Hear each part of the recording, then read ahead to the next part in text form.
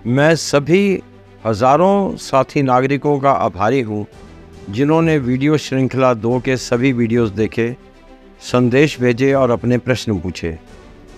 लगभग सभी का प्रमुख प्रश्न था कि एक नागरिक को क्या करना चाहिए जब कोई भी योग्य नहीं है।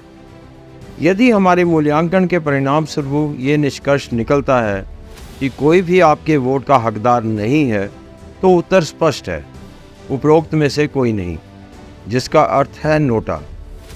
हम सभी को समझना ज़रूरी है कि नोटा आधिकारिक उम्मीदवार है और आधिकारिक मतपत्र पर सबसे अंत में आता है।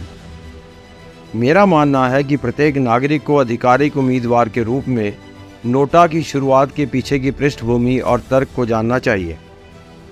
प्रत्येक देश, विशेष रूप से विकासशील देश, सरकारी प्रणाली में गैर गंभीर, स्वार्थी, भ्रष्ट और अपराधियों के प्रवेश की समस्या का सामना कर रहे थे।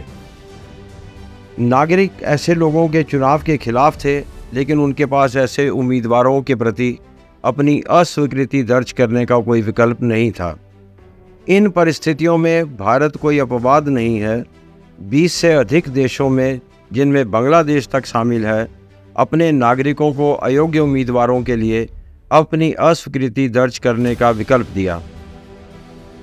इंडिया में people union for civil liberties नामक एक गैर सरकारी संस्था NGO ने सुप्रीम कोर्ट में सिविल रिट याचिका दायर की और 27 सितंबर 2013 को EVM में आधिकारिक उम्मीदवार के रूप में नोटा को शामिल करने का आदेश भारत के सुप्रीम कोर्ट ने चुनाव आयोग को पारित किया।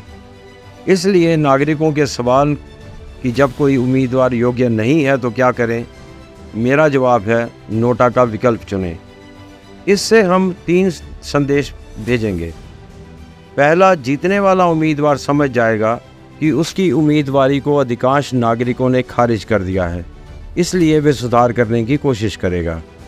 दूसरा, राजनीतिक दल अयोग्य और भ्रष्ट लोगों को उम्मीदवार नहीं बनाएंगे, क्योंकि राजनीतिक दलों को ये समझ में आ जाएगा कि लोग उन्हें अस्वीकार कर देंगे।